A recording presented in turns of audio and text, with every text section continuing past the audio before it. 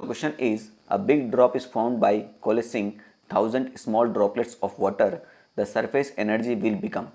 यानी सिंपल सी बात है कि भैया मन मान के चलिए जब छोटी छोटी 1000 ड्रॉप्स थी, ठीक है, तो इनकी सरफेस एनर्जी कितनी थी, यू आई मान लेते हैं।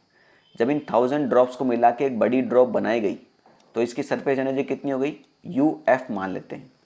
तो यू एफ और यू आई में क्या रिलेशन है, या फिर यू एफ यू आई का कितना गुना है, ये आपको आंसर में बताना है। ठीक है, सिंपल सी बात है, क्वेश्चन समझ में आ गया होगा आपको। ठीक, तो शुरुआत में इनिशियल एनर्जी कितनी होगी, सरफेस एनर्जी का फॉर्मूला क्या होता है, सरफेस टेंशन इनटू एरिया। तो सर अब ड्रॉप ही नहीं दिया हुआ, उसकी कोई जरूरत ही नहीं, क्योंकि आपको कंपैरिजन करना है तो वो तो खत्म ही हो जाएगा, है ना। तो यहाँ पर कोई सॉफ्ट बबल या फिर कुछ भी एयर ड्रॉप, लिक्विड ड्रॉप दिया भी जाता तो भी आप उसका सरफेस टेंशन नहीं लिखते, है ना। तो एस इंटू छोटी ड्रॉप है तो 4πr²।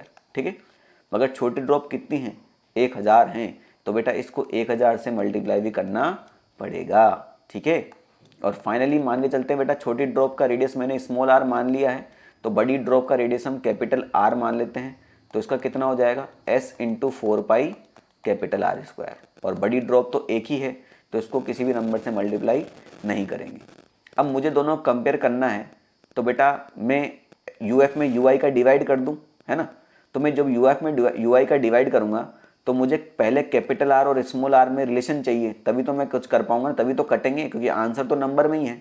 तो मुझे कैपिटल आर और स्मॉल आर के अंदर रिलेशन चाहिए। तो सिंपल सी बात है, यहाँ पर क्या लगेगा बेटा, आपका वॉल्यूम कंजर्वेशन, है ना। इसका मतलब क्या हुआ कि भैया जब छोटी छोटी छोटी छोटी ड्रॉप्स थी, कितनी ड्रॉप्स थी, 1000 ड्रॉप्स, इनको मिला के जब बड़ी ड्रॉप बनाई जाएगी तो वॉल्यूम क्या रहेगा बेटा, आपका कंजर्व ही रहेगा, वॉल्यूम कहीं भी लॉस होने वाला नहीं है। इसका मतलब क्या हुआ, इस बड़ी ड्रॉप का जो वॉल्यूम होगा वो इस छोटी ड्रॉप के वॉल्यूम के 1000 गुना होगा, क्योंकि ये 1000 ड्रॉप मिलाकर ये बड़ी ड्रॉप बनाई गई है, मतलब इस बड़ी ड्रॉप का वॉल्यूम इस छोटी ड्रॉप के वॉल्यूम के 1000 टाइम्स होगा। ठीक है, तो छोटी ड्रॉप का रेडियस कितना है, और ड्रॉप आपका स्पेरिकली होता है तो स्पेयर का वॉल्यूम वाला ही फॉर्मूला लगेगा।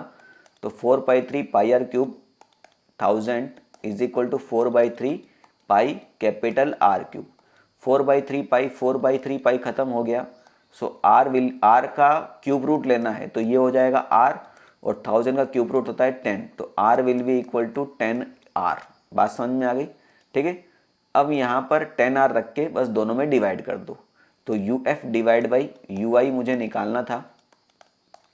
UF आया था बेटा अपने पास S इंटू 4π कैपिटल R², तो कैपिटल R की जगह मैं 10R का होल स्क्वायर लिखूंगा, सिंपल सी बात है।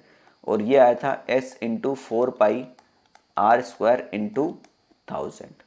डन, ये S से S खत्म हो गया, 4π से 4π खत्म हो गया, 10 का स्क्वायर करेंगे तो 100R² हो जाएगा ये, और नीचे हो जाएगा 1000R²। R² से R² भी खत्म हुआ, ये 2 जीरो से 2 जीरो खत्म हुआ, यानी आपका UF जो है वो UI डिवाइड बाई 10।